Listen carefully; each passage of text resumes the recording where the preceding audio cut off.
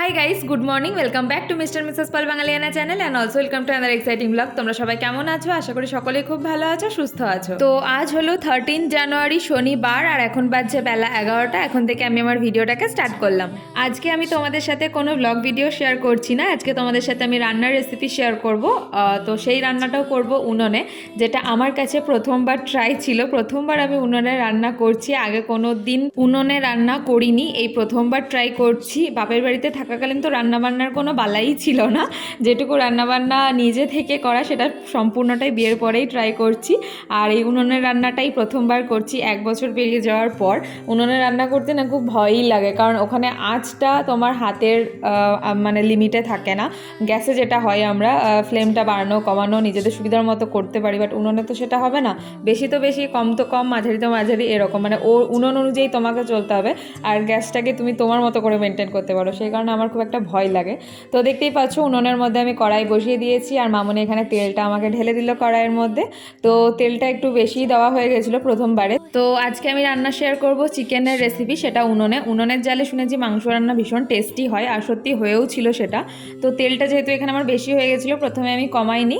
আলুগুলোকে আমি ছাঁকা তেলেই ভেজে নিয়েছিলাম। আলুগুলো যেহেতু কাঁচা ছিল, মাংসের আলু আমি আগে থেকে প্রেশার কুকারে সেদ্ধ করি না, আমি জাস্ট ওটাকে ফ্রাই করে নিই। আর মাংস কষার সাথে সাথেই ওই আলুগুলোকেও আমি কষতে থাকি, আর তাতেই আলুটা ভীষণ সুন্দরভাবে সেদ্ধ হয়ে যায়। তো দেখতেই পাচ্ছ তেলটা গরম হয়ে যাওয়ার পর আমি এখানে একে একে আলুগুলো দিয়ে দিচ্ছি তেলের মধ্যে। আর তেলটা বললামই তোমাদেরকে, অনেকটা তেল দিয়ে দিয়েছিল মামনি প্রথমে, মানে কড়াইটা অনেকটা বড় ছিল, তো তেলটা আন্দাজ করা যাচ্ছে না, তলানিতে পড়ে থাকছিল তেলটা। আলুটা দেওয়ার পরে তেলটা মনে হচ্ছিল যে হ্যাঁ অনেকটা তেল হয়ে গেছে। তো যাই হোক, চিন্তা নেই, মাংসতে এতটা তেল দেবো না, 1 কেজি মাংস ছিল। তো তেলটা আমি আলুগুলো ভাজার পরে কমিয়ে নেব আবার, সেটাও তোমরা দেখতে পাবে। তো উনুনের আঁচের ব্যাপারেও আমার কোনো আইডিয়া ছিল না, এই প্রথমবার সেদিন রান্না করে আইডিয়াটা হলো। তো যাই হোক, উনুনের আঁচটা ধরানোর কিছুক্ষণ পরে আমি রান্নাটা চাপিয়েছিলাম। প্রথমে ভীষণ আঁচ থাকে, সেটা হয়তো আমি মেনটেন করতে পারতাম না, সে কারণে আমি প্রথমেই চাপাইনি। তো দেখতেই পাচ্ছ এখানে আলুগুলো আমি গোল্ডেন ব্রাউন করে ভেজে তুলে রেখে নিয়েছি, আর তেলটাও কমিয়ে ফেলেছি, মাংসটা যেহেতু রান্না হবে এবারে। তো তেল গরম হয়ে যাওয়ার পর ওখানে তেজপাতা আর গোটা গরম মশলা ফোড়ন দিয়ে দিলাম।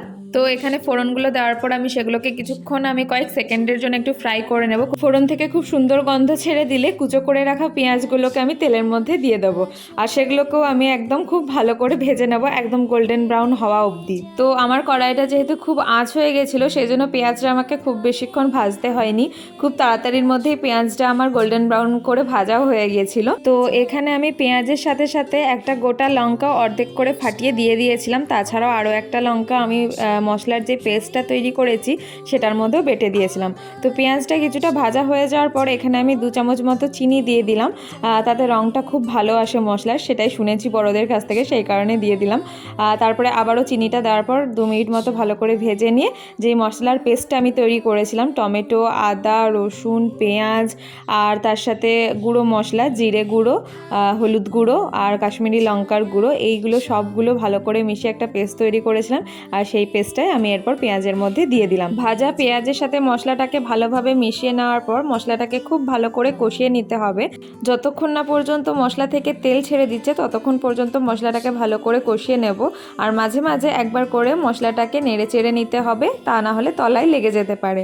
তো এখানে আমি মশলাটাকে খুব ভালোভাবে কষিয়ে নিয়েছি, দেখতেই পাচ্ছ তেলও ছেড়ে দিয়েছে মশলা থেকে।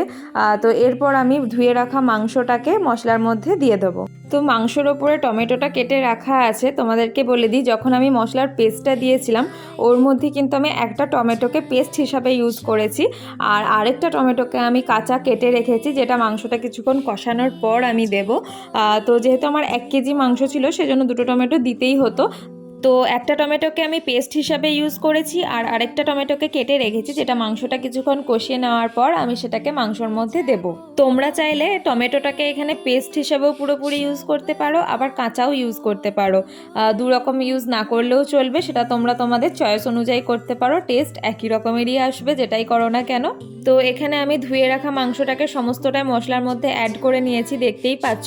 এরপর ভালোভাবে মশলার সাথে মাংসটাকে নেড়ে চেড়ে মিশিয়ে নিয়ে কিছুক্ষণ ধরে কষতে হবে। তো সেদিনকে আমি হঠাৎ করে উনুনে রান্না করলাম, যেহেতু অনেকটা মাংসর ব্যাপার ছিল, সেটা গ্যাসেও হতো, কিন্তু গ্যাসে মাংস রান্না করলে মামুনি যেহেতু নিরামিষ খায়, মামুনির রান্নাবান্না তখনও কিছুই হয়নি, সেই কারণে আমি আর গ্যাসে করিনি, উনুনটাই ধরিয়ে দিতে বললাম। আর ইন্ডাকশানে করলে ইন্ডাকশানে করার মতো 1 কেজি মাংস করার মতো অত বড় কড়াই আমার কাছে তখন ছিল না, সে কারণে উনুনেই সেটা রান্না করলাম।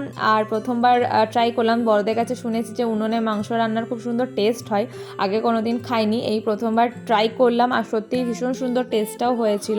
তো এতটা মাংস করেছিলাম কারণ মা খেয়েছিল সেদিনকে, মা, দাদু, দিদা আর মায়ের ছোটো পিসি এসেছিলো, ছোটো পিসি, পিসে মশাই, মানে ছোটো দাদু, ছোটো দিদা সবাই এসেছিলো, সেই কারণে চিকেনটা আমি রান্না করেছিলাম, দাদুদের বাড়িতে যেহেতু চিকেন হয় না। তো এখানে দেখো মাংসটা কিছুক্ষণ কষিয়ে নেওয়ার পর টমেটোটাও অ্যাড করে নিলাম, যে একটা গোটা টমেটো আমি কেটে রেখেছিলাম, দেখতেই পেলে একটু আগে, সেই টমেটোটাও সুন্দরভাবে সেদ্ধ হয়ে যাবে মাংস কষাতে কষাতে। আর এই টমেটোটাকে কিছুক্ষণ মিশিয়ে নেওয়ার পর আমি যে আলুগুলোকে ভেজে তুলে রেখেছিলাম আগে থেকে, সেই আলুগুলো আমি এই মাংসের মধ্যে এখনই দিয়ে দেবো, কারণ আলুগুলো আমার সেদ্ধ করা ছিল না, কাঁচা আলু ছিল, তো সেটা সেদ্ধ হতেও যেহেতু সময় লাগবে, সেই কারণে এই মাংস কষতে কষতে আমি আলুগুলো সমস্ত অ্যাড করে দেবো, তাতে মাংস কষার সাথে সাথে আলুগুলো সুন্দরভাবে সেদ্ধ হয়ে যাবে। আর এখানে আলুগুলোকেও মাংসর সাথে সুন্দরভাবে কষিয়ে নেব। দেখতেই পাচ্ছ মাংস থেকে এর মধ্যে কতটা জল ছাড়া শুরু করেছে। মুরগির মাংস রান্নার ক্ষেত্রে মশলাটা কষিয়ে নেওয়ার পর যখন আমরা মাংসটা অ্যাড করি, কিছুক্ষণ কষানোর পরে মাংস থেকে আস্তে আস্তে জল ছাড়তে শুরু করে, তো সেই জলেই কিন্তু আমাদের অনেকটা মাংস সেদ্ধ হয়ে যায়। আর যেটুকু পরিমাণ বাকি থাকে সেটুকু আমরা জল দিয়ে কিছুক্ষণ ফুটিয়ে নিলেই কিন্তু সুন্দরভাবে মাংস, আলু সমস্ত কিছু সুন্দরভাবে সেদ্ধ হয়ে যায়। তো দেখতেই পাচ্ছ মাংসটাকে অনেকক্ষণ ধরে কষিয়ে নেওয়ার পর মাংস থেকে কিন্তু বেশ খানিকটা জল ছেড়ে দিয়েছে। এখানে কিন্তু আমি নিজে থেকে কোনো জল অ্যাড করিনি, সম্পূর্ণটাই মাংস থেকে জল ছেড়েছে। তো এই পর্যায়ে আমি পরিমাণ মতো নুনটা মাংসর মধ্যে অ্যাড করে দিলাম। তো তোমাদেরকে যেহেতু বললাম প্রথমবার উনুনে রান্না করছি, তো একটু ভয় ভয়ও লাগছিল যে ওই যে আঁচের ব্যাপারটা, গ্যাসের ফ্লেম যেমন আমরা কমা বাড়া করতে পারি আমরা আমাদের প্রয়োজন অনুযায়ী, উনুনে তো আর সেটা হয় না, উনুনে আঁচটা যখন যেমন তখন তেমনই থাকবে। তো সেই কারণে একটা ভয় লাগছিলো যে তলায় যদি ধরে যায় তখন মাংসটা টেস্টটা নষ্ট হয়ে যাবে, একটা পোড়া গন্ধ চলে এলে যে কোনো খাবারেই সেই গন্ধ কিন্তু আর সরানো যায় না খাবারের টেস্ট থেকে, তো সেই কারণে একটা ভয়ও ছিল। তো যাই হোক, সুন্দরভাবে সেদিনকে রান্নাটা হয়ে গেছিলো, কোনো প্রবলেম হয়নি। তো আমার মনে হলো উনুনে রান্না করে যেটা আমি বলবো, প্রথমবার ট্রাই করলাম, সত্যিই ভালো লাগলো, খারাপ লাগেনি, বাট এরকম ধরনের চেষ্টা মাঝে সাঝেই ঠিক আছে, রোজকার জন্য নয়। মানে আমরা যেহেতু এখন পুরোপুরি গ্যাসে আর ইন্ডাকশান ওভেন এই সমস্ত কিছুতে অভ্যস্ত হয়ে গেছি, তো উনুনের ব্যাপারটা মাঝে মাঝেই ঠিক আছে। তো এখানে উনুনের আঁচটা অনেকটা কমে গেছিলো বলে মামুনি আবার উনুনে আঁচ দিয়ে দিল, তারপরে আবার মাংসটাকে চাপালাম। তো দেখতেই পাচ্ছ মাংস, আলু এখন কিন্তু অনেকক্ষণ ধরে কষার পরে বেশ ভালো পরিমাণে সেদ্ধ হয়ে গেছে। এরপর আর খুব বেশিক্ষণ আমি মাংসটাকে কষাবো না, এর মধ্যে আমি পরিমাণ মতো জলটা অ্যাড করে দেবো। তোমরা এখানে জলটাকে একটু গরম করে, হালকা কুসুম জল গরম করে এর মধ্যে অ্যাড করো, তাতে রান্নাটা আরও বেটার হয়। দেখতেই পাচ্ছ আমি আমার পরিমাণ মতো জল ইউজ করে নিয়েছি।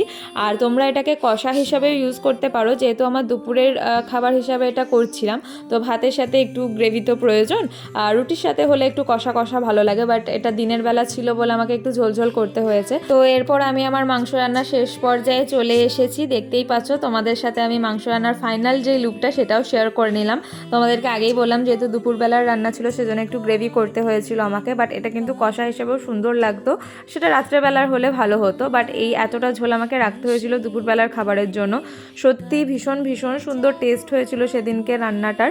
যারাই খেয়েছে প্রত্যেকেই একটাই কথা বলছিল, উনুনে করা হয়েছিল বলেই কিন্তু এত সুন্দর টেস্টটা হয়তো এসেছিল। সুন্দর টেস্ট তো অবশ্যই, মাংস মানেই সুন্দর টেস্ট হবে, সেটা খুব কমন ব্যাপার, বাট উনুনে রান্না করলে সত্যি কিন্তু একটা স্মোকি সুন্দর ফ্লেভার আসে মাংসটার মধ্যে। তো আজকের এই পুরো ভিডিওটা তোমাদের কেমন লাগলো, মানে আমার কুকিংয়ের ভিডিওটা কেমন লাগলো? আমার তো প্রথমবার উনুনে রান্না করে বেশ ভালোই লাগলো। তো তোমাদের এই ভিডিওটা কেমন লাগলো সেটা কিন্তু অবশ্যই নিচে কমেন্ট করে জানিও, আর তোমরাও বাড়িতে এইভাবে ট্রাই করে দেখতে পারো, সত্যিই ভীষণ সুন্দর রান্নাটা হয়। আর যারা প্রথমবার আমার চ্যানেলে ভিজিট করছো, প্রথমবারের জন্য আমার ভিডিওটা দেখছো, তাদের কেমন লাগলো ভিডিওটা দেখে সেটা কিন্তু অবশ্যই কমেন্ট করে জানিও। ভালো লাগলে চ্যানেলটাকে সাবস্ক্রাইব করো, ভিডিওটা লাইক করো, শেয়ার করো। তো আজকের ভিডিওটাকে আমি এখানে শেষ করছি, আবারও খুব তাড়াতাড়ি দেখা হচ্ছে পরবর্তী একটি ভিডিওতে। Till then stay happy, healthy and safe, and obviously stay kind and positive. Bye by.